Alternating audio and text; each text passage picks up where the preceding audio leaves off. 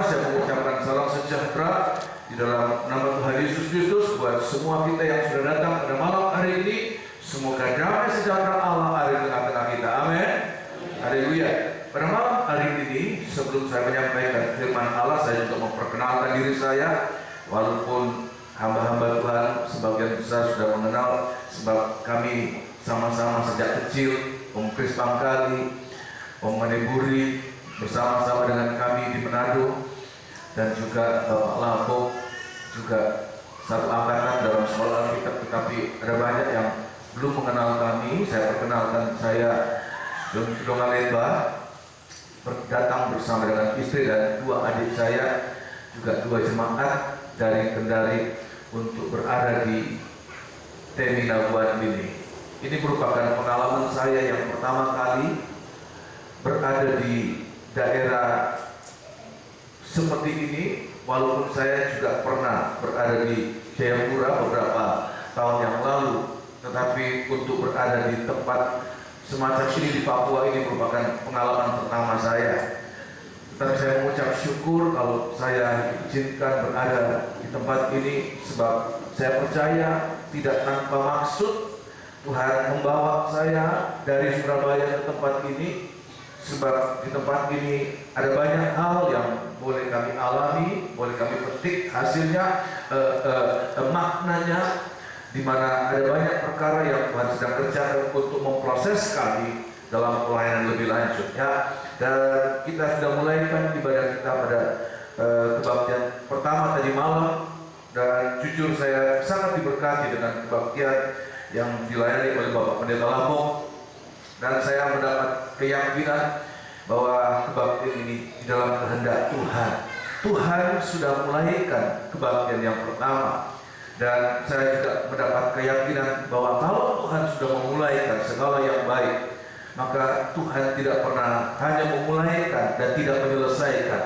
Tetapi untuk segala sesuatu, Allah kita, Allah Alfa dan Omega. Dia yang memulaikan, Dia yang melanjutkan, bahkan Dia yang akan menyelesaikannya. Saudara demikian, amin. Ada 3 kebaktian, kita sudah mulaikan dengan kebaktian yang pertama, dan malam hari ini adalah lanjutan dari kebaktian yang pertama untuk pada kebaktian besok malam sebagai kebaktian Natal.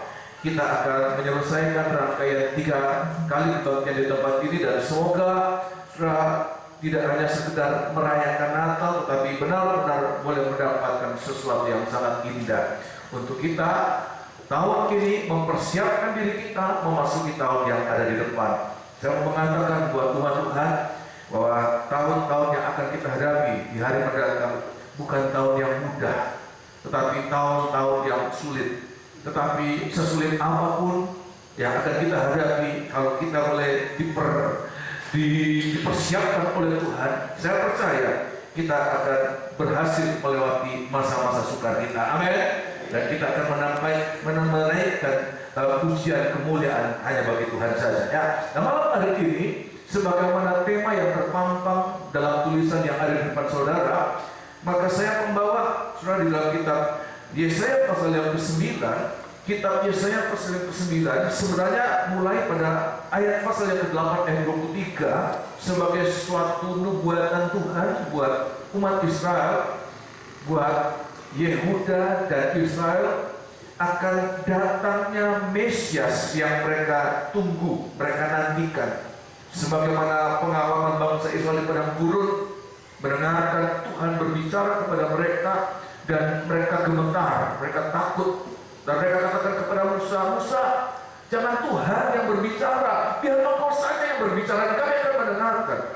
Dan Tuhan katakan, permintaan mereka baik, aku akan membangkitkan seorang nabi seperti engkau, dan setiap orang yang tidak mendengarkan dia akan dimusnahkan, dan dia harus bertanggung jawab kepada Tuhan. Dan lama, ya, bertahun-tahun, ya, ratusan tahun, ya, mereka menantikan kedatangan nabi itu. Dan ada waktunya mereka kemudian seolah-olah sudah mendapatkan janji Tuhan. Mereka melihat Nabi Yohanes dengan segala keajaibannya, dan mereka pikir inilah Mesias yang ditunggu. Tetapi waktu mereka bertanya kepada Yohanes, apakah yang kami tunggu selama ini. Dan Yohanes sebagai nabi yang jujur yang mengatakan bukan, nanti di mana kepada dia membungkuk untuk membuka tali kasutnya pun aku tidak layak.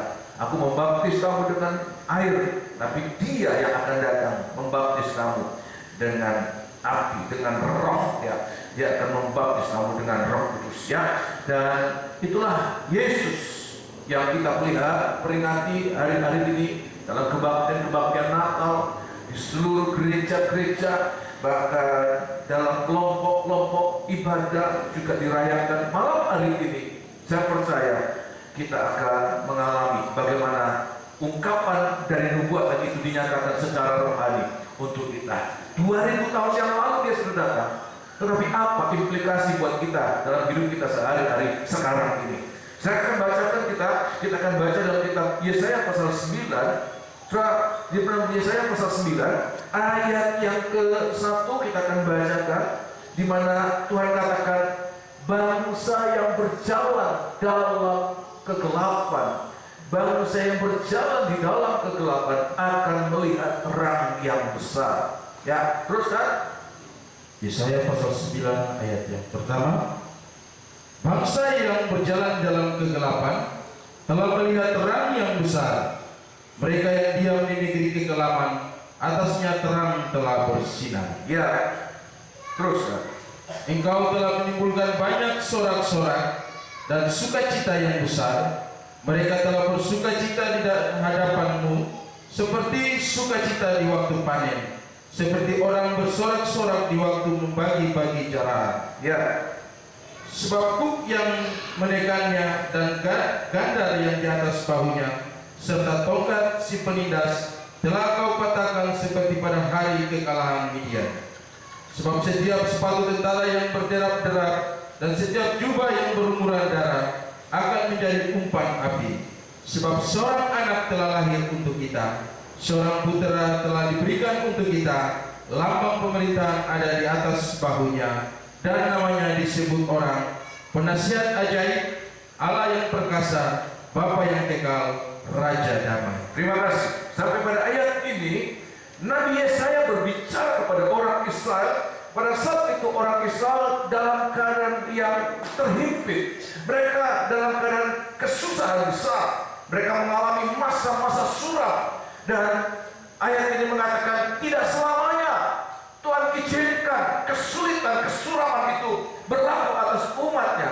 Akan datang waktunya, Alkitab mengatakan akan datang waktunya bangsa yang berjalan dalam kegelapan akan melihat terang yang besar. Mereka yang tinggal dalam kesuraman itu, maka terang yang besar itu akan bersinar atas mereka. Nah, kita lihat di sini apa itu kegelapan yang sedang menaungi orang Israel pada saat itu, tetapi juga terutama buat kita hari-hari ini. Apa itu kegelapan? Kegelapan itu nomor satu berbicara tentang dosa. Dan dosa hari-hari ini kalau sudah lihat di mana-mana, dosa itu bertambah-tambah. Nah, istilah kegelapan yang disebutkan pada ayat ini bukannya sedang kegelapan biasa, seperti pada malam hari ini kita berada pada malam yang gelap. Tetapi kegelapan itu begitu pekatnya, seperti orang Israel mungkin di tanah Mesir mengalami kegelapan, di mana ayat mengatakan 3 hari kegelapan itu orang tidak dapat bangkit dari tempatnya. Sebab apa? Gelap itu seperti dapat diraba. Nah, saya mau mengatakan hari-hari ini kegelapan sedemikian akan terjadi. Segera kita menghadapi demikian. Gereja-gereja Tuhan, kita umat Tuhan akan menghadapi kegelapan yang sedemikian. Perhatikan, Frank, bahkan ayat mengatakan ini akan makin hari makin gelap. Hari bertambah gelap. Alkitab mengatakan artinya apa? Dosa akan bertambah-tambah. Dan akibatnya apa? Kalau dosa bertambah-tambah itu menjadi pengertian buat kita. Itu salah satu tanda bahwa Tuhan akan segera datang. Tuhan itu akan segera datang. Tuhan katakan bangkit, bangun dari tidur, sebab siang akan segera datang. Oleh sebab di hari-hari ini kita lihat dosa bertambah-tambah. Tetapi perhatikan, dengan datangnya Raja Damai itu, Maka Alkitab juga mengatakan Nabi Yohanes melihat dia sebagai bayi yang akan dilahirkan, dia yang akan menanggung semua dosa manusia. Untuk apa? Manusia tidak dikuasai oleh dosa lagi, tetapi hidup di dalam terang Allah. Maka ayat mengatakan bahwa kalaupun kita berdosa, maka dia adalah pendamaian, bukan hanya untuk semua dosa kita, tetapi untuk pendamaian seluruh dunia. Saudara demikian namanya. Ini yang akan kita alami di hari-hari ini, bahwa dosa itu akan bertambah-tambah. Saya mengatakan kalau hari-hari ini statistik di kantor polisi seolah-olah kejahatan itu menurun, maka itu sebenarnya bukan keadaan yang real. Sebenarnya keadaan yang sesungguhnya, dosa tidak pernah akan lebih rendah dari tahun kemarin, dari hari kemarin. Dosa itu akan makin hari makin bertambah-tambah, makin bertumpuk-tumpuk. Kenapa polisi bisa mengatakan makin berkurang? Sebab memang laporan atau yang ditemukan itu mungkin berkurang, tetapi faktanya dosa akan bertambah-tambah. Nanti keadaan seperti Sodom dan Gomora, di mana Allah ada di tengah-tengahnya, setiap hari melihat dan mendengar dengan telinganya bahwa itu akan terjadi di sekeliling kita. Oleh sebab itu, perhatikan, itu merupakan tanda Mesias akan datang, bukan lagi sebagai bayi, tetapi sebagai mempelai pria surga di dalam kemuliaan. Sudah percaya demikian, amin? Yang kedua, kegelapan itu juga berbicara tentang ketidakpastian. Ketidakpastian, sebagaimana saya katakan, bukan hanya sekedar gelap biasa, di mana kita bisa senter dengan lampu senter kita, tetapi gelap yang begitu gelap, seolah-olah kita tidak tahu apa yang ada di depan selangkah kita. Kita tidak tahu. Hari-hari ini akan terjadi ketidakpastian. Semuanya serba tidak pasti. Kita tidak tahu apa yang akan terjadi selangkah di depan kita. Kita tidak tahu. Kenapa? Gelap itu begitu membutakan semuanya. Tetapi Allah itu jaminan keselamatan kita. Amin. Yesus itu jaminan keselamatan kita. Oleh sebab itu di hari-hari ini berada dalam perang.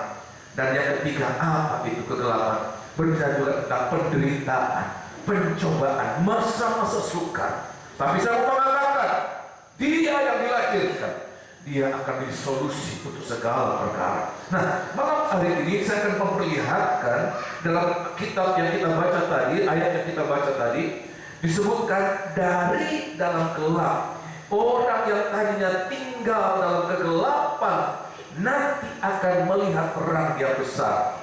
Sudah lihat di sini ada suatu perbedaan, dari kegelapan akan berubah menjadi terang yang besar. Maka saya mengatakan itu tidak akan terjadi begitu saja. Gelap menjadi terang itu tidak akan terjadi begitu saja. Seperti kita meyakini sekarang ini gelap, nanti besok akan ada terang, siang terang. Tetapi dari gelap menjadi terang ada sesuatu yang terjadi. Ada campur tangan Allah. Sebagaimana kita lihat di sini, hanya karena campur tangan Allah, maka gelap itu bisa menjadi terang. Saudara dengan amin? Ya, dan ini terjadi mulai sejak kejadian pertama. Kemarin sedikit disetir bagaimana bumi mula-mula dikuasai oleh kegelapan. Gelap itu menguasai seluruh jagat raya ini, kosong dan tidak berbentuk. Dan itulah keadaan kita mungkin hari-hari ini. Kita sedang menghadapi situasi yang sama. Gelap, benar-benar kita merasakan masa sukar. Tapi yakin, ayat mengatakan nanti gelap itu akan berlalu, berganti dengan terang yang besar. Suatu keadaan yang sangat penuh dengan pengharapan, suatu keadaan yang sangat sukacita. Ayat mengatakan ada sukacita seperti sukacita panen besar, seperti sukacita kemenangan besar, di mana orang-orang itu kemudian membagi-bagikan jalanannya. Seperti sukacita itu kita akan alami. Nah, malam hari ini saya akan perlihatkan kenapa dari gelap bisa menjadi terang, apa yang terjadi. Saya akan membawa, saya akan berusaha untuk konsisten dengan apa yang kita baca. Saya akan bawa ada 3 sebab, 3 jawabannya, sebagaimana ayat yang kita baca, yaitu pada ayat yang ketiga, ayat yang keempat, dan ayat yang kelima. Ini jawaban. Bagaimana mungkin gelap itu akan berubah menjadi terang itu? dalam 3 ayat ini, yaitu yang pertama pada ayat yang ketiga dimulai dengan perkataan sebab, ya, sebab kuk yang menekannya dan gandar yang di atas bahunya serta tongkat si penindas telah kau patahkan seperti pada hari kekalahan Midian. Ini jawaban yang pertama, ya. Kemudian jawaban yang kedua ini akan saya sampaikan pada malam hari ini. Sebab setiap sepatu tentara yang berderak-derak dan setiap jubah yang berlumuran darah akan menjadi umpan api, ya. Jadi inilah yang membuat gelap itu berubah menjadi apakah? Terang. Tetapi jawaban yang ketiga yaitu apa? Pada ayat yang kelima, sebab seorang anak telah lahir untuk kita, seorang putra telah diberikan untuk kita, lambang pemerintahan ada di atas bahunya, dan namanya disebut orang Penasehat, Ajaib, Allah yang perkasa, Bapa yang kekal, Raja damai. Ya, jadi itulah yang akan saya sampaikan kalau Tuhan dikehendaki. Kebaktian besok malam, kebaktian Natal, saya akan sampaikan jawaban yang ketiga, alasan yang ketiga, kenapa gelap yang berat itu, gelap yang pekat itu akan berubah menjadi terang yang besar, yaitu sebab seorang anak telah lahir untuk kita. Dari 3 alasan ini, gelap berubah menjadi terang. Kalau sudah perhatikan baik-baik, 2 alasan pertama ini itu sesuatu yang negatif, ya. Ada kuk, ada gandar, ada tongkat si penindas, Tuhan patahkan. Kemudian yang kedua, ada sepatu tentara yang berderak-derak, ada hiruk pikuk peperangan, dan ada jubah yang berlumuran darah, itu dibakar oleh Tuhan. Tetapi jawaban yang ketiga, sebab seorang anak telah lahir untuk kita. Kita lihat ini karya Tuhan semata-mata. Bagaimana semua yang negatif-negatif itu dilalukan oleh Tuhan, tetapi semua yang baik Tuhan munculkan untuk kita. Saudara demikian, amin. Oh, haleluya. Ini yang harus kita mengerti. Kalau kita tetap berharap kepada Dia, maka yakin kita akan mengalami hari demi hari apa-apa yang negatif Tuhan lalukan, Tuhan lalukan, Tuhan lalukan. Sebaliknya, apa-apa yang positif itu Tuhan munculkan buat kita. Kita akan lihat hari-hari demi hari bagaimana apa yang tidak pernah kita bayangkan, tidak pernah kita pikirkan, itu Tuhan berikan buat kita. Saudara demikian, amin. Ya, saya mengalami hari-hari ini, saya seperti diajar oleh Tuhan bahwa apa yang Tuhan sediakan bagi kita itu yang terbaik.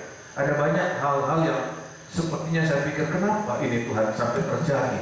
Kenapa ini Engkau izinkan terjadi? Tetapi kemudian saya mengerti, ternyata apa-apa yang Tuhan izinkan kita mengalami itu untuk menimbulkan apa-apa yang baik yang tidak pernah kita bayangkan.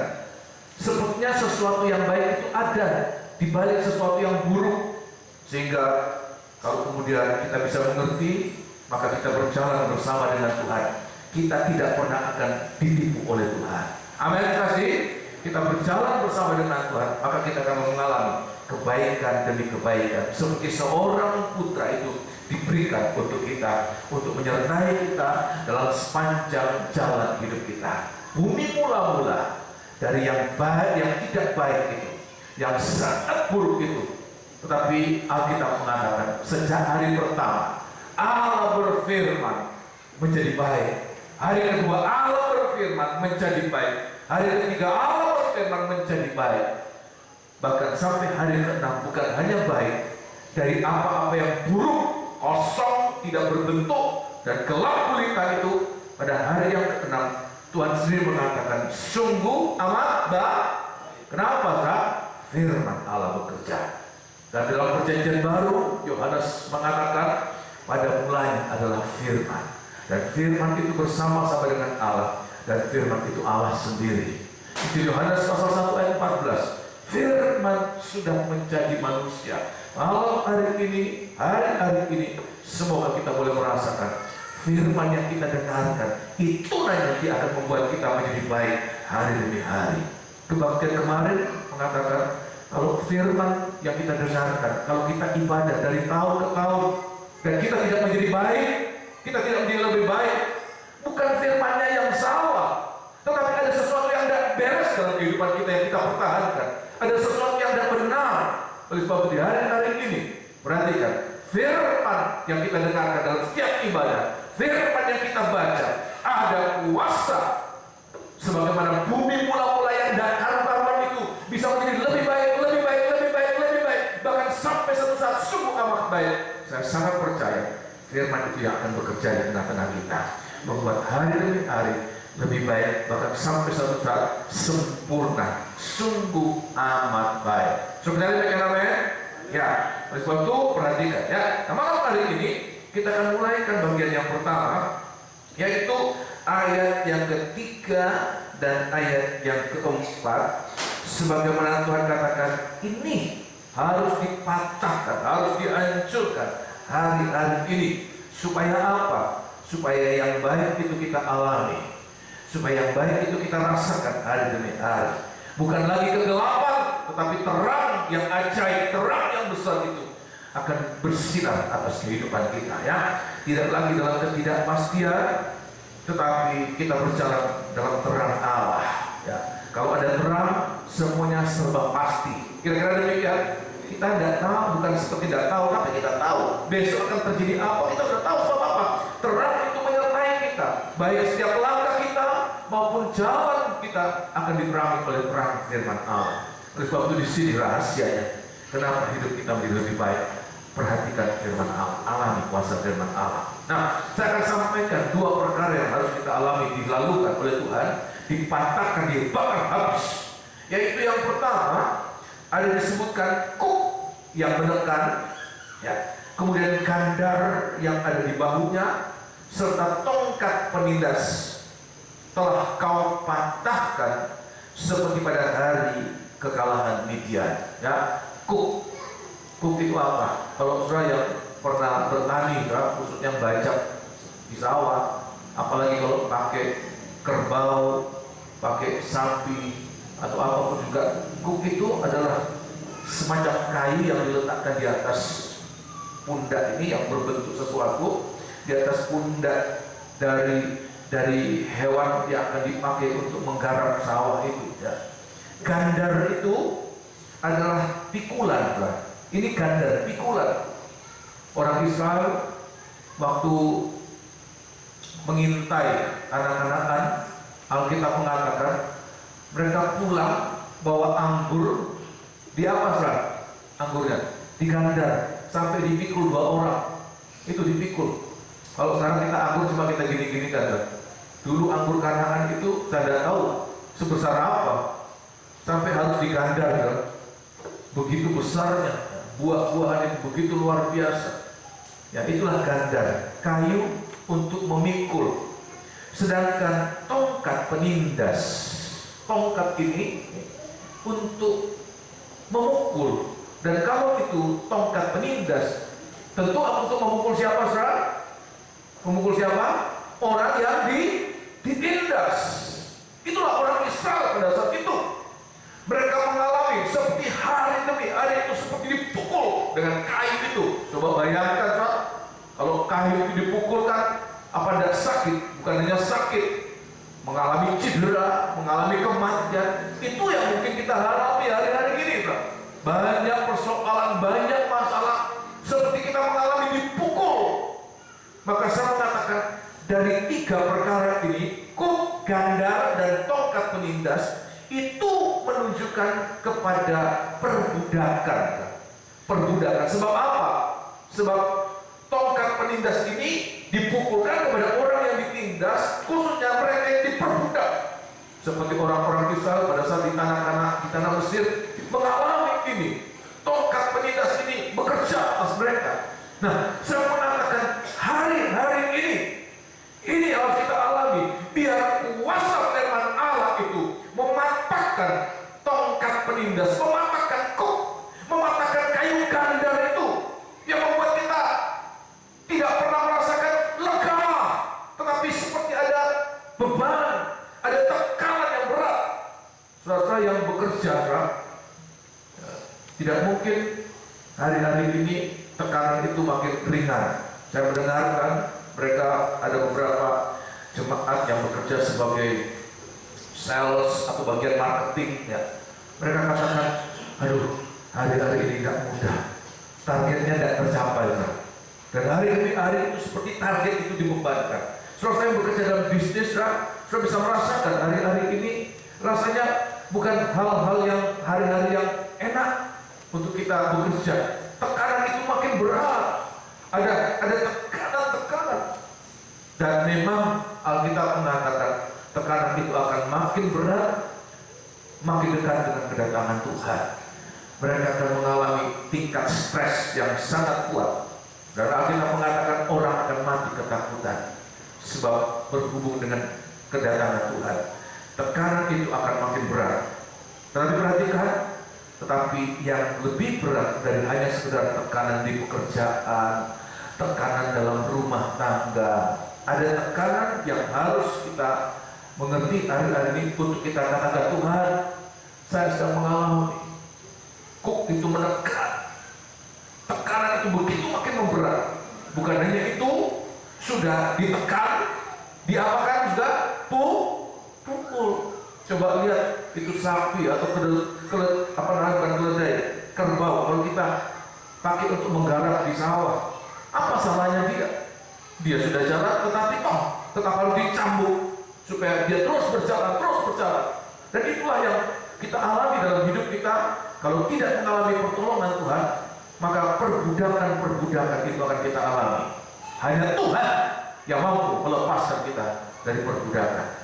Ada beberapa perbudakan yang akan saya sampaikan secara garis besar. Nomor satu, yaitu perbudakan dosa. Perbudakan dosa ini dialami. Saya akan memperlihatkan bagaimana kita harus mengalami suatu kekobaan. Ya, dari kuk yang tadinya begitu menekan kita, kalau Tuhan bekerja, maka Tuhan akan merubah itu menjadi suatu kelegaan. Ya, oleh sebab itu dalam kitab Injil Matius Tuhan katakan, datanglah kepada kamu yang apa? Berbeban, aku akan memberikan apa? Kelegaan. Dan pakailah, pikulah kuk yang akan kutanggung. Sama-sama kuk, tapi berbeda. Siapa yang memberikan? Kalau penindas itu memberikan kuk untuk membuat sampai seseorang tidak mampu lagi. Tapi kalau Tuhan yang memberikan, maka dia akan memberikan kita sesuatu yang membahagiakan. Dia katakan kuk itu enak dan ringan. Dia akan berikan untuk kita ya. Nah, kita lihat nomor satu, perbudakan dosa di dalam Roma pasal yang ke-6. Saya akan perlihatkan bagaimana kaitan kelahiran Tuhan itu ya, kelahiran Sang Mesias yang 2000 tahun lalu sudah dilahirkan. Tapi bagi kita, bagaimana kita boleh mengalami itu? Firman itu menjadi manusia dalam kehidupan kita. Ya, bukan kita hanya sedang memperingati dia datang sebagai bayi yang masih kecil, tapi biar hari-hari ini kita boleh mengalami tujuan dia menjadi manusia untuk membuat kita yang manusia daging ini boleh bertanjakan apa? Firman Allah ya. Nah, dalam Roma pasal yang ke-6, suratan Roma pasal yang ke-6, Rasul Paulus mengatakan itu. Roma pasal yang ke-6, suratan Roma pasal yang ke-6, ayat yang ke-17. Roma 6 ayat yang ke-17. Perhatikan. Ada perhambaan dosa, ini kuk dari penindas, tapi juga ada kuk dari juru selamat. Beda, sama-sama kuk tetapi berbeda dampaknya. Ayat yang ke-17, perhatikan. Roma pasal 6 ayat yang ke-17. Ya. Tetapi syukurlah kepada Allah. Ya. Dahulu memang kamu hamba dosa. Tetapi sekarang kamu dengan segenap hati telah mentaati pengajaran yang telah diteruskan kepadamu. Terus kamu telah dimerdekakan dari dosa. Dan menjadi hamba kebenaran. Ya, terus aku mengatakan hal ini secara manusia karena kelemahan kamu. Sebab sama seperti kamu telah menyerahkan anggota-anggota tubuhmu menjadi hamba kecemaran dan kedurhakaan yang membawa kamu kepada kedurhakaan, demikian hal kamu sekarang harus menyerahkan anggota-anggota tubuhmu menjadi hamba kebenaran yang membawa kamu kepada pengudusan. Terima kasih ya. Alkitab mengatakan, Rasul Paulus katakan kepada orang-orang di Roma bahwa dahulu kita adalah hamba dosa ya. Kita tanpa kita sadari, Alkitab mengatakan kita dikandung dalam dosa, kita dilahirkan dalam dosa. Walaupun dosa itu tidak ada yang ngajari kan, nggak usah diajari. Orang bisa bohong sendiri, orang bisa iri hati sendiri. Sebab apa? Manusia sudah dikuasai oleh dosa. Manusia diperbudak oleh dosa. Dan saya mau mengatakan, dosa sekecil apapun juga, seringan apapun juga, punya kuasa untuk memperbudak seseorang. Sehingga seseorang seperti dibawa hari demi hari untuk melakukan dosa itu. Walaupun kadang-kadang dia tahu bahwa apa yang dilakukan tidak bagus, tidak baik. Tapi seperti dosa itu sudah berkuasa atas hidupnya. Dia hanya melakukan lagi, kadang-kadang sadar, aduh Tuhan, kenapa? Saya kan hamba Tuhan, saya kan anak Tuhan, saya imam, tapi kenapa saya lakukan itu? Tapi tidak berdaya. Dosa itu seperti memperbudak dia. Sebab Alkitab mengatakan memang seluruh tubuh kita ini sudah kita lakukan untuk berbuat dosa. Rasul Paulus katakan, dahulu kamu menyerahkan seluruh anggota tubuhmu dari ujung rambut sampai telapak kaki untuk melakukan dosa.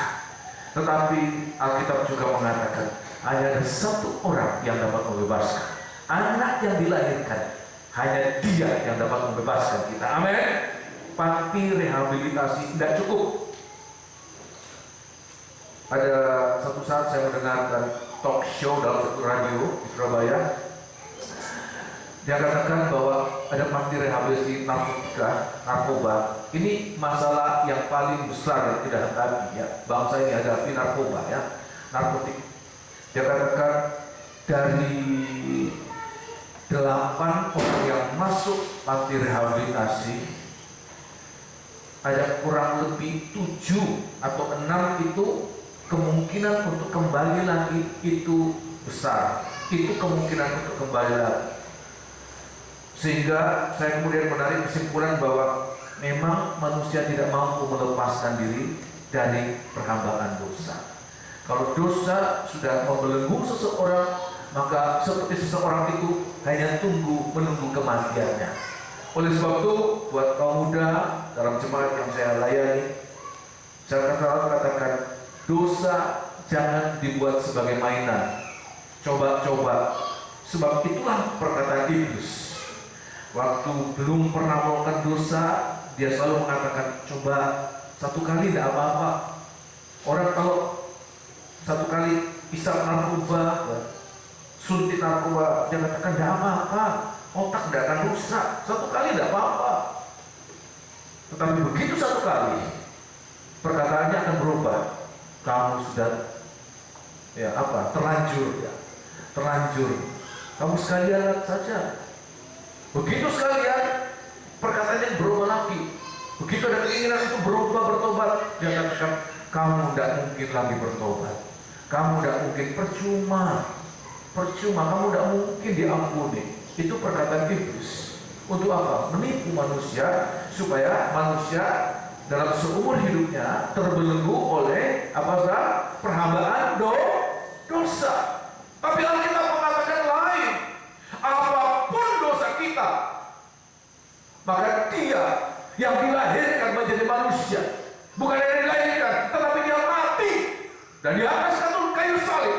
Apapun dosa kita itu sudah ditebus oleh darah yang mahal. Amin. Ya. Sehingga kita biasanya mengatakan, walaupun dosa merah seperti misik, aku akan buat dia seperti bulu domba, seperti salju. Begitu kuatnya kemampuan Tuhan. Oleh sebab itu hari-hari ini kita harus mengalami ini, biar kuasa darah pendamaian itu. Tolong baca ya di dalam kitab surat 1 Petrus, mengalami kuasa penebusan itu. Sebab hanya itu yang membuat kita bebas. Sebab seperti Ya, orang zaman dulu kalau sudah menjadi budak ya, mau lari di mana sekarang tidak bisa, sebab ada tandanya, ada cap,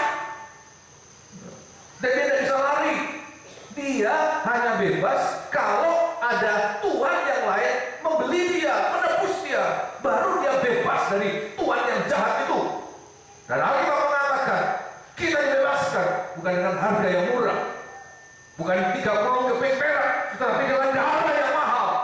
Ya, seharga darah Yesus. 1 Petrus pasal pertama. Oleh sebab itu kita harus alami ini, hargai ini. Itu yang membuat kita bisa bebas dari perhambaan dosa.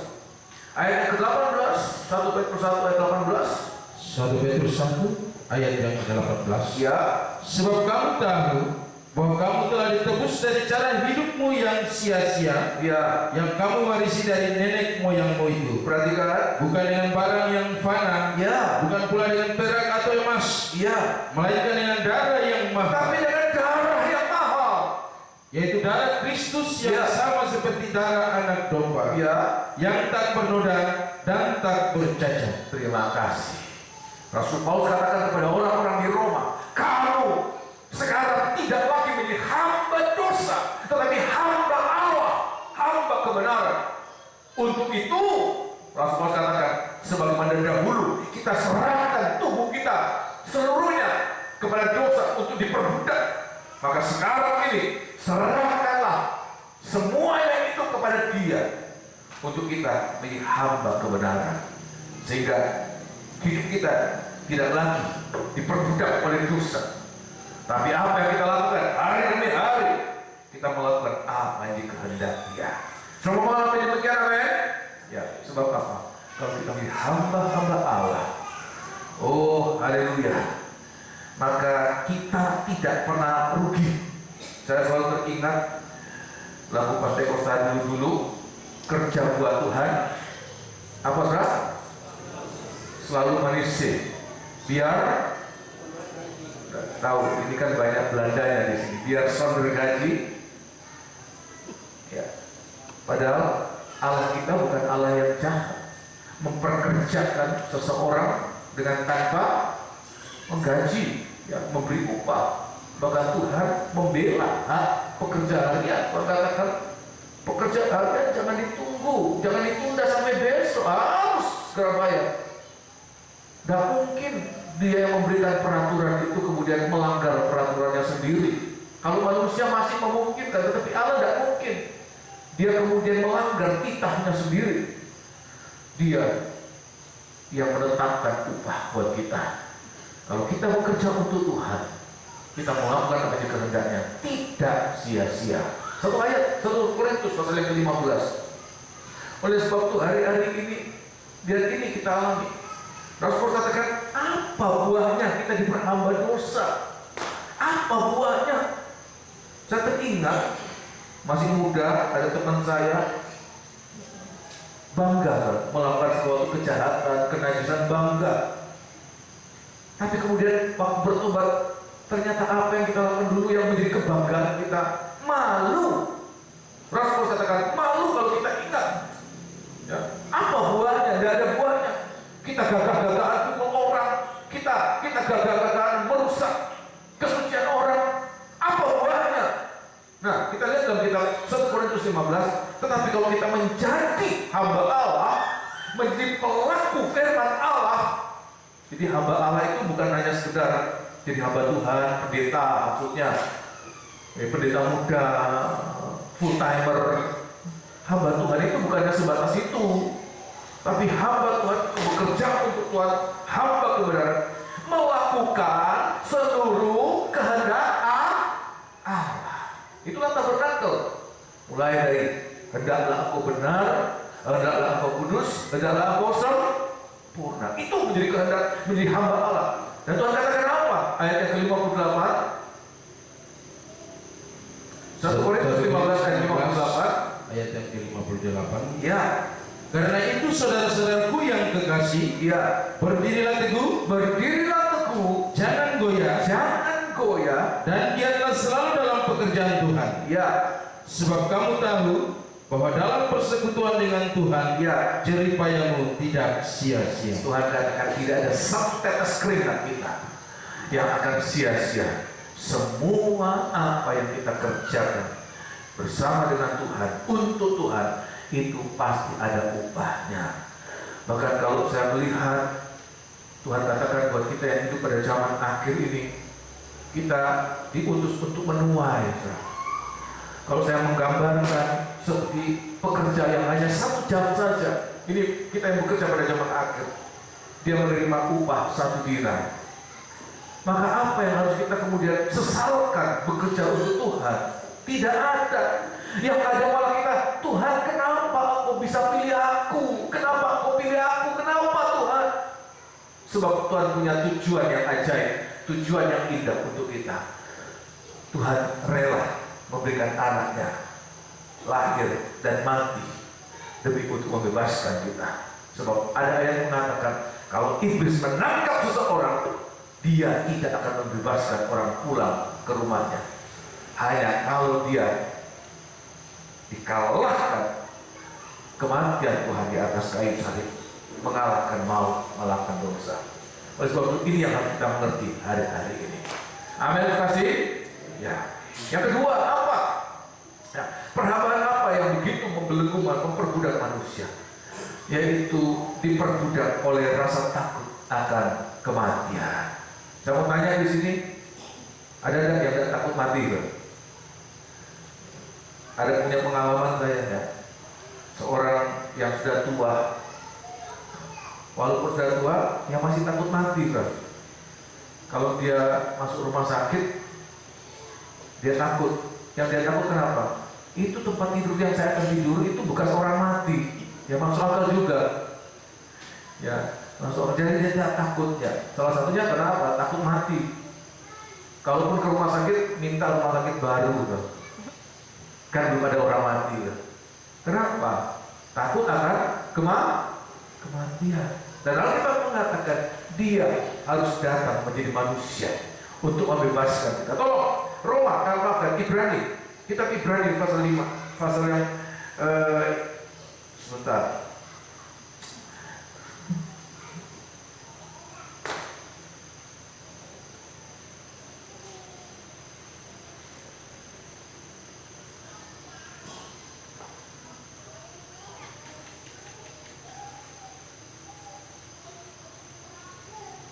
Ibrani pasal yang kedua, ayat yang ke-15. Ibrani 2 ayat 15. Kitab Ibrani pasal yang kedua ayat yang ke-15. Atau ayat yang ke-14 lebih dahulu. Ibrani 2 ayat 14 sampai dengan ayat yang ke-15. Ya, 14.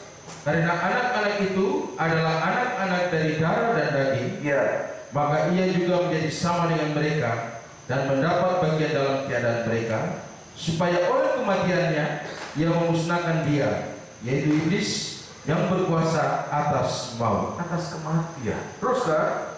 dan supaya dengan jalan demikian ia yang membebaskan mereka yang seumur hidupnya. Nah, perhatikan ini berlaku bukan untuk secara individu, tetapi ayat ini berlaku untuk semua manusia. Kalau kita mengatakan dibelenggu oleh rasa takutnya akan kematian.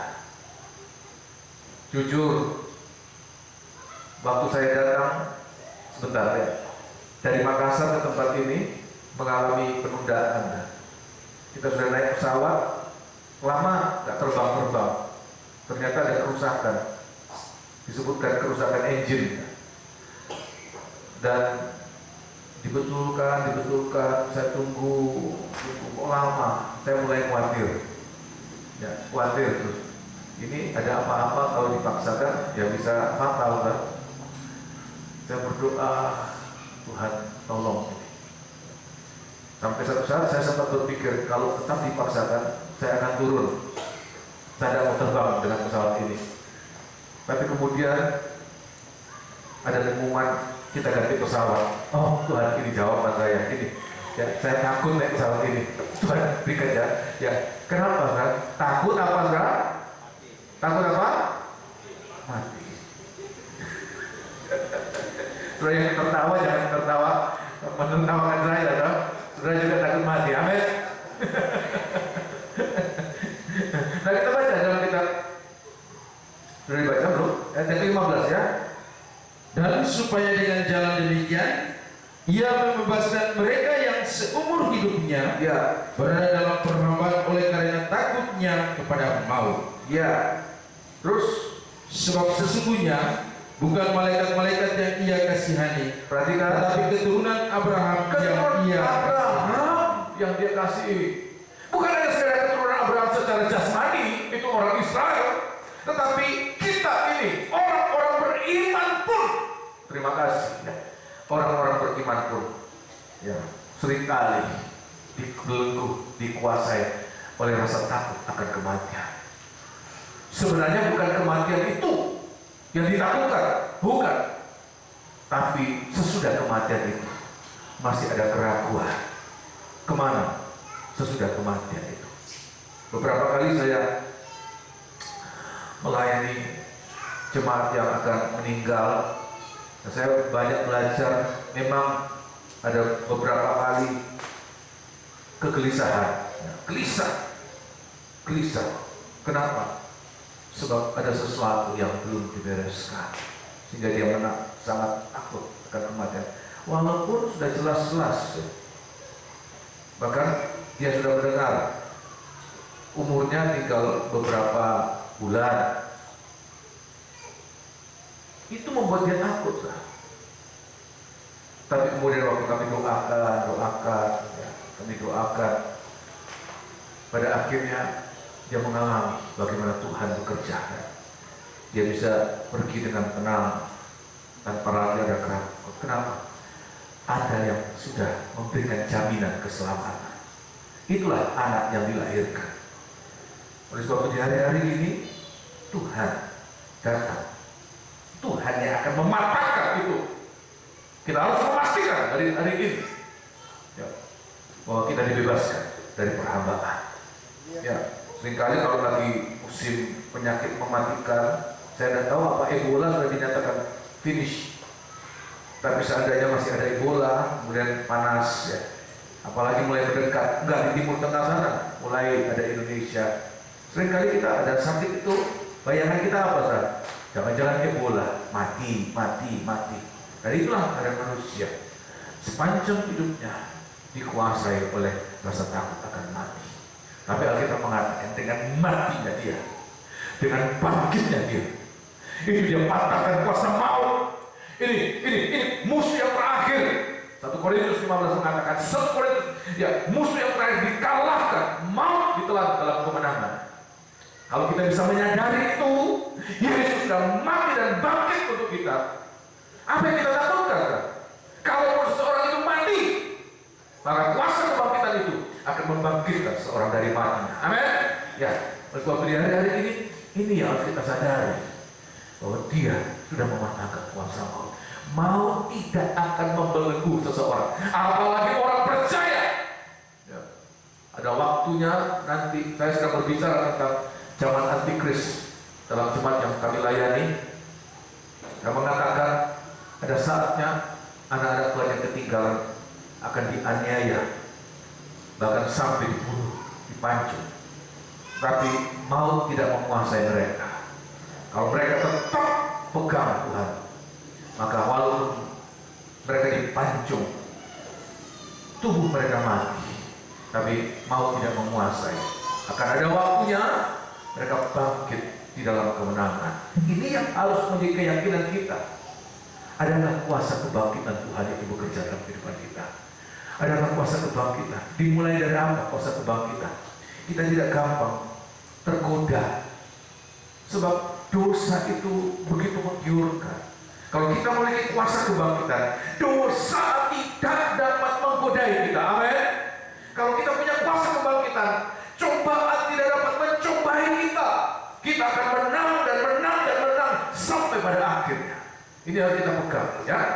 Kita tidak lagi dikuasai oleh rasa takut akan kematian.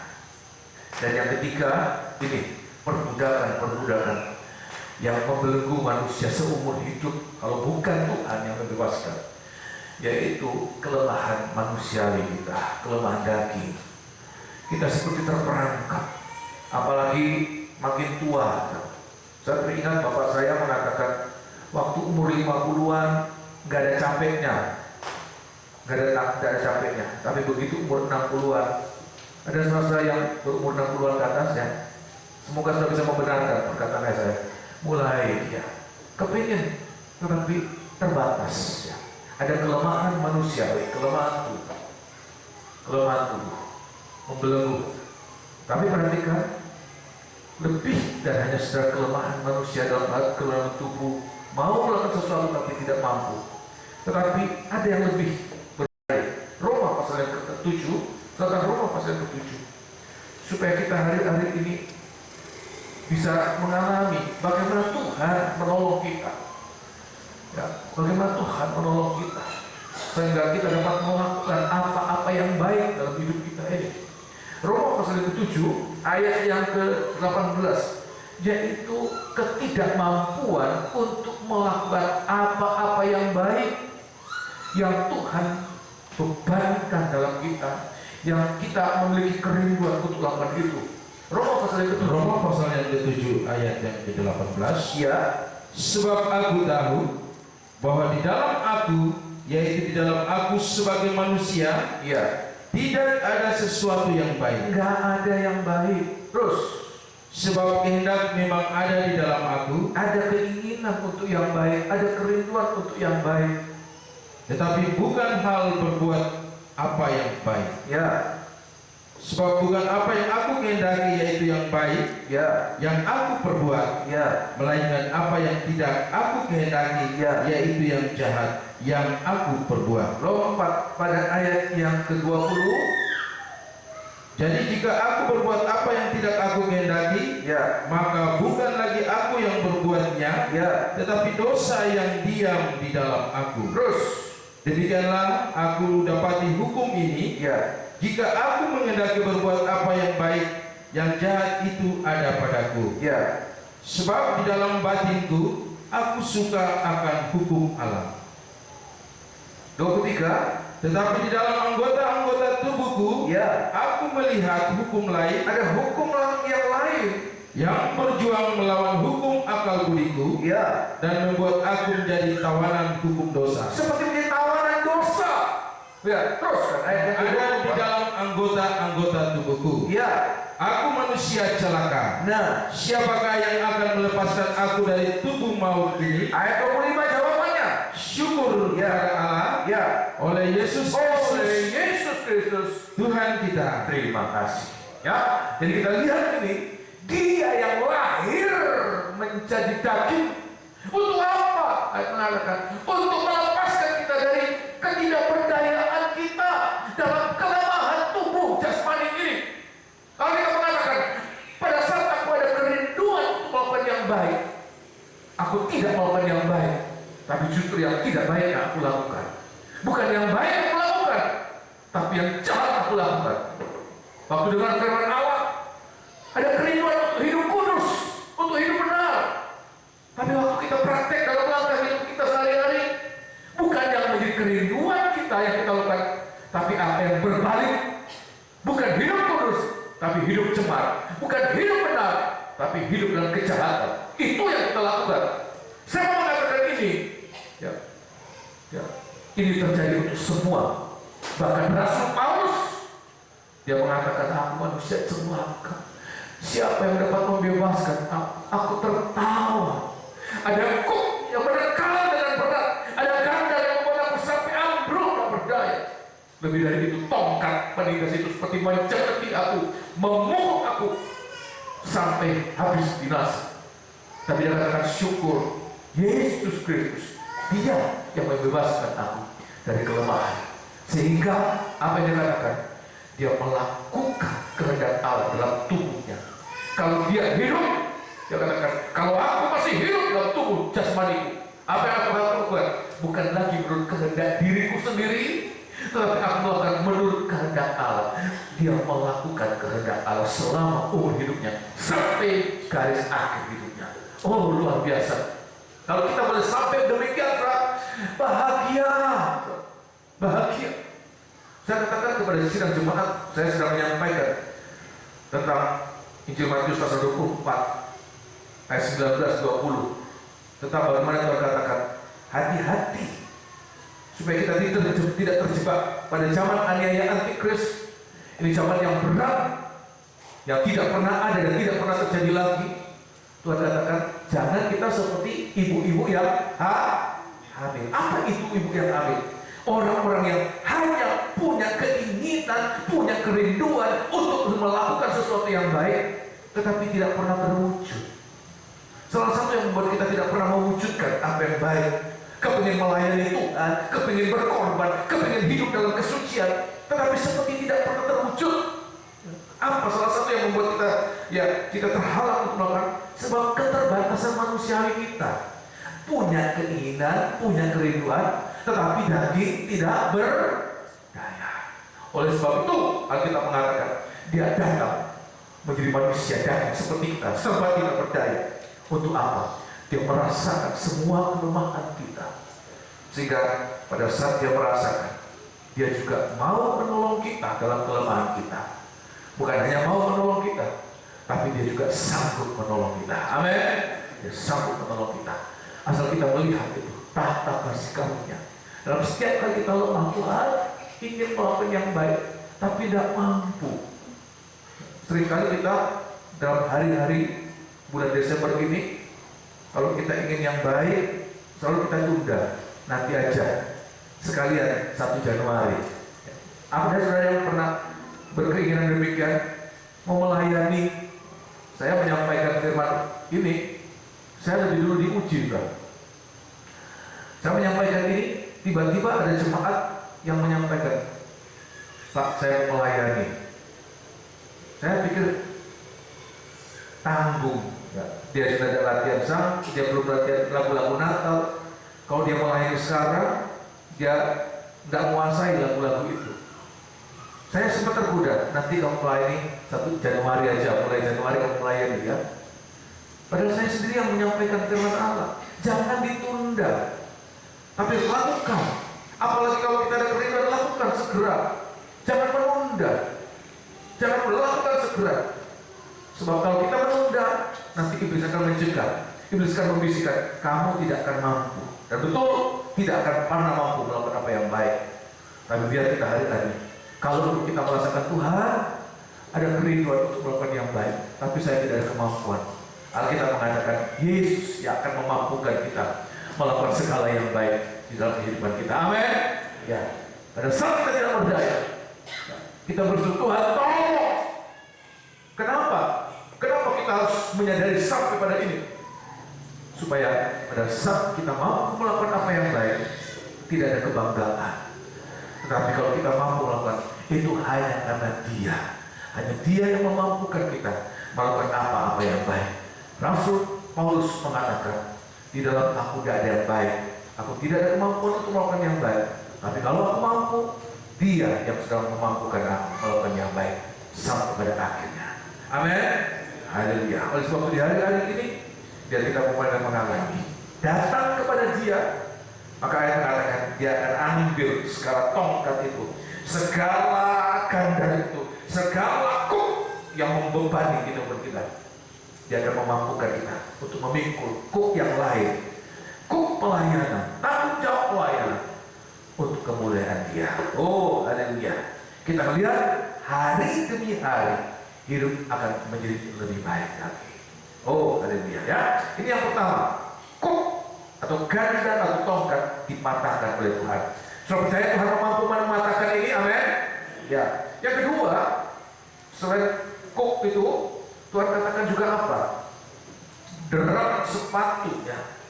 Ada setiap sepatu yang berderap-derap dan setiap jubah yang berlumuran darah ya akan menjadi umpan. Kalau saya membayangkan ini situasi peperangan zaman dahulu, kan? Kalau saya pernah melihat tayangan-tayangan zaman dahulu, peperangan itu membutuhkan manusia ya. Mereka pasukan sampai ribuan, puluhan ribu berhadapan. Dan pada saat mereka datang itu bayangkan tentara yang datang itu ribuan, puluhan ribu, ratusan ribu. Mereka kalau berjalan kira-kira bagaimana, saudara? Ya. Bunyi tidak, saudara? Dan itu gambar tentang apa? Ancaman peperangan. Orang Israel mendengar itu, mereka takut. Mereka takut. Siapapun takut kalau dengar itu, deru itu, derak langkah itu. Tapi Alkitab mengatakan bukan hanya sekedar ancaman, tapi sampai tentara itu, jubahnya itu berlumuran apa, saudara? Apa sebabnya tadi berlumuran apa? Darah. Apa artinya? Bukan hanya menjadi ancaman, tetapi sudah menjadi pembunuhan, nyiprat. Dan Tuhan katakan semua itu nanti akan dilemparkan ke dalam api, akan dibakar habis oleh Tuhan di dalam api. Nah, kita lihat ini apa api di sini. Kita mengalami hari-hari ini seperti ada ancaman-ancaman. Seperti kita mengalami bukan hanya ancaman, tapi sampai mengalami kesulitan itu. Seperti darah itu keluar dari hidup kita ini. Darah itu seperti memancar dalam kehidupan kita ini, dari kehidupan kita ini. Perhatikan, tapi Tuhan katakan kalau kita menjadi umat Tuhan yang menantikan hari kelahirannya, hari kedatangannya. Dulu orang Israel menantikan hari kelahirannya. Yesaya menuliskan ini, Mesias belum lahir. Tapi bagi kita di hari-hari ini, Mesias sudah lahir. Tapi apa yang kita nantikan? Kedatangannya kembali. Perhatikan, kalau kita menantikan kedatangannya kembali, ancaman itu kita dengarkan setiap saat. Ancaman kematian itu kita dengarkan setiap saat. Saya seringkali kalau dengar tentang penyakit-penyakit, rasanya, terus kita bagaimana hidup kita? Semua makanan sudah tercemar dengan sesuatu yang membuat ini radikal bebas itu, membuat kanker. Makanan kalian katanya ada kanker. Nanti minuman botol seperti itu, itu plastiknya itu, saudara jangan pikir bersih. Itu juga lama-lama itu akan mengeluarkan sesuatu yang tidak baik. Belum air, belum udara, belum semua. Rasanya makanan mana yang membuat kita bisa makan sehat? Rasanya semua apa yang ada di sekeliling kita itu seperti bisa menjadi ancaman kematian. Sudah bisa mengerti demikian, teman? Kalau sudah minum pipet itu, apa saja jamin itu bersih? Bersih dari kuman mungkin tapi dari bahan-bahan kimia. Dan itu langsung kita minum, berulang tanpa kita pikir. Kita minum di tempat lain. Semua rasanya bisa menyebabkan kematian. Tapi perhatikan, kalau kita menantikan kedatangan Tuhan, seperti orang Israel menantikan datangnya Mesias. Kalau kita menantikan datangnya mempelai pria surga kita, maka kita akan lihat Tuhan akan membela orang-orang yang menantikan kedatangannya. Amin. Di saat ayat mengatakan dunia ini diancam dengan kematian. Tolong baca, dengan api. Dunia ini bukan lagi dengan darah, dengan air. 2 Petrus pasal yang ketiga. Dunia ini akan masuk dalam nyala api. Tapi bagi kita hari-hari ini pembelaan Tuhan. Kita tidak perlu masuk pada api itu. Api itu menunjuk pada amarah Tuhan, murka Tuhan yang menyala-nyala buat orang-orang yang menganiaya anak-anaknya, menganiaya umatnya. Tapi perhatikan, bagi kita dia tetap api, tetapi api yang bagaimana? Api yang menyucikan kita, api yang memurnikan kita untuk mempersiapkan hari kedatangannya. 2 Petrus pasal yang ketiga, catatan 2 Petrus pasal yang ketiga, ayat yang ke-10. Perhatikan ini, dunia fasik ini ayat mengatakan semua itu akan dihanguskan dalam nyala api. Semua itu amarah Tuhan, hukuman Tuhan yang menyala-nyala. Kalau sudah membayangkan seperti apa hebatnya nyala api itu, Tuhan sempat meneteskan setetes nyala api penghukuman yang nanti akan terjadi kepada kota Sodom dan Gomora. Sebenarnya Sodom dan Gomora belum waktunya, tapi karena dia dosanya bertambah dan tidak mau mengalami pengampunan Tuhan, maka Tuhan teteskan setetes untuk menjadi pelajaran bahwa penghukuman Tuhan itu bukannya sekedar ancaman, tetapi sungguh-sungguh. 2 Petrus pasal yang ketiga, 2 Petrus pasal yang ketiga ayat yang ke-10. Tetapi hari Tuhan akan tiba seperti pencuri. Perhatikan, pada hari itu langit akan lenyap dengan gemuruh yang dahsyat, ya, dan unsur-unsur dunia akan hangus dalam nyala api. ya, ini nyala api akan membakar, bukan hanya membakar bumi ini, tetapi sampai pun langit. Ya, ini langit akan terbakar, langit semuanya terbakar, jagat raya ini, planet-planet semuanya akan terbakar. Alkitab mengatakan, teruskan, dan bumi dan segala yang ada di atasnya akan hilang lenyap. ya, teruskan. Jadi jika segala sesuatu ini akan hancur secara demikian, betapa suci dan salehnya kamu Betapa harus hidup. suci dan salehnya kamu harus hidup. Teruskan. Yaitu kamu yang menantikan dan mempercepat kedatangan hari Allah. Ya, Pada hari itu langit akan binasa dalam api, dan unsur-unsur dunia akan hancur karena nyalanya. Tetapi sesuai dengan janjinya, perhatikan. kita menantikan langit yang baru dan Ya. bumi yang baru, Ya, di mana terdapat kebenaran. di saat dunia fasik sekarang ini akan hangus dalam nyala api. Kenapa? Jawabannya kenapa? Sebab mereka menganiaya orang-orang yang menantikan Tuhan. Alkitab mengatakan nanti pembelaan Tuhan akan datang, memusnahkan api ini, memusnahkan dunia dengan nyala api. Mulainya dengan api peperangan. Api peperangan itu, kita lihat hari-hari ini, perang sekarang bukan perang biasa, tapi perang api. Dan begitu hebat api nanti akan disimpulkan dari peperangan zaman modern ini. Gak membutuhkan tentara yang banyak, tapi itu misil-misil yang luar biasa itu menghasilkan kerusakan, menghasilkan api yang luar biasa. Kalau atom itu saja sudah dahsyat, tidak bisa dibayangkan tentang nuklir yang akan terjadi. Nanti manusia akan mengembangkan bukannya nuklir, mungkin kalau ada yang lebih lagi hidrogen, apa terus? Tujuannya apa? Untuk menghanguskan. Semua itu akan dipakai oleh Tuhan untuk menghanguskan bumi ini. Tetapi Alkitab mengatakan, kalau kita tetap merindukan Mesias itu datang kembali, maka walaupun dunia ini binasa, semuanya akan hancur dalam nyala api. Bagi kita ada tempat yang telah disediakan, bumi dan langit yang baru. Bukan lagi dunia fasik yang ada sekarang ini, tapi bumi dan langit yang baru, di mana terdapat kebenaran.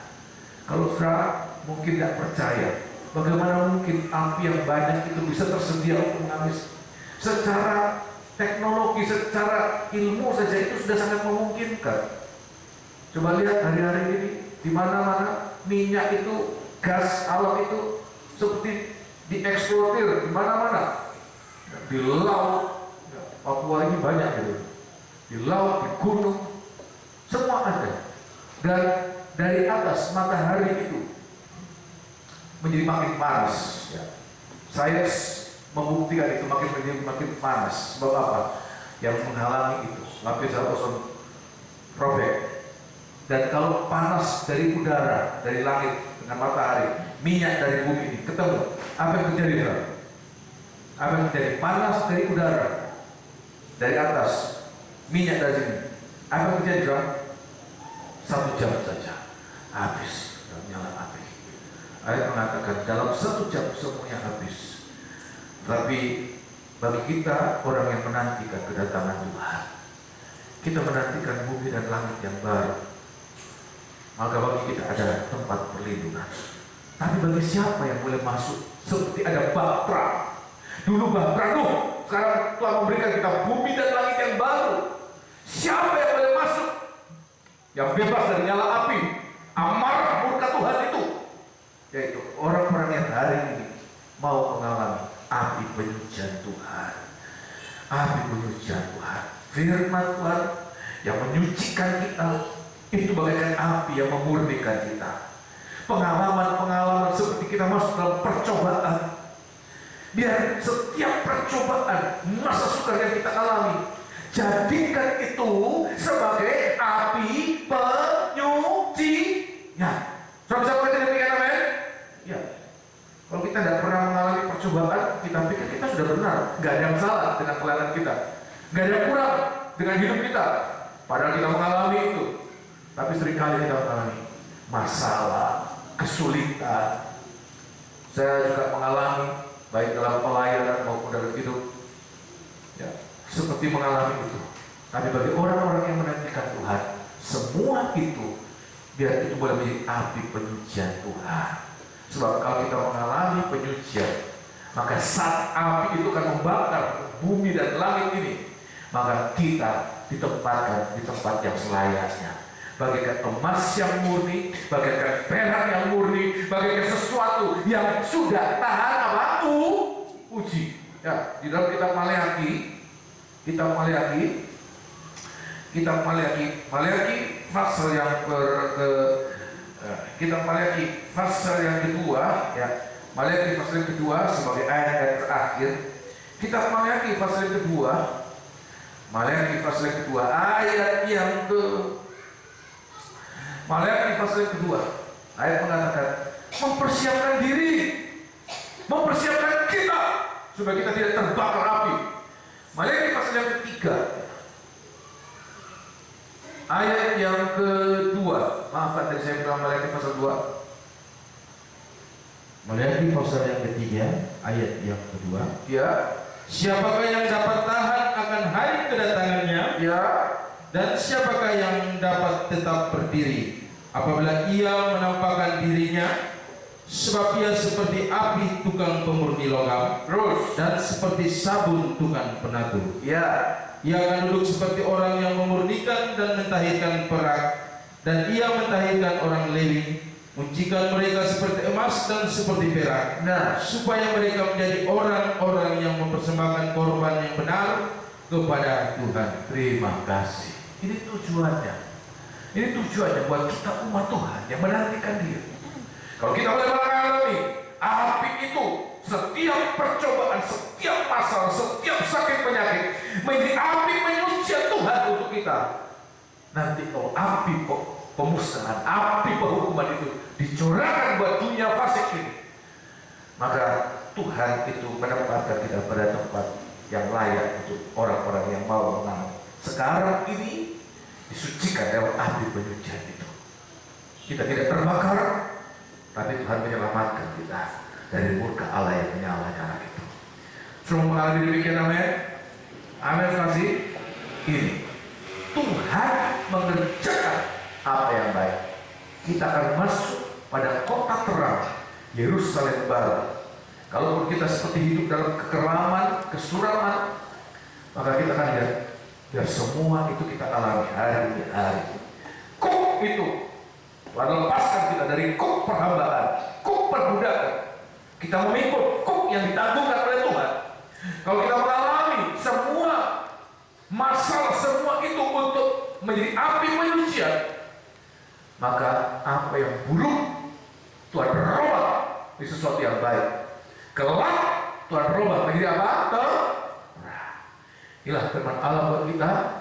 Semoga ini boleh menjadi berkat buat kita sekalian, ya.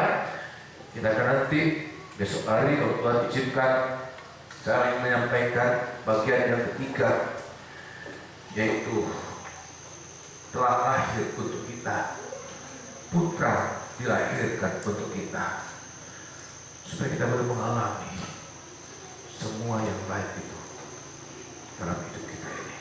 Kita bangkit berdiri, kita akan nyanyikan satu lagu.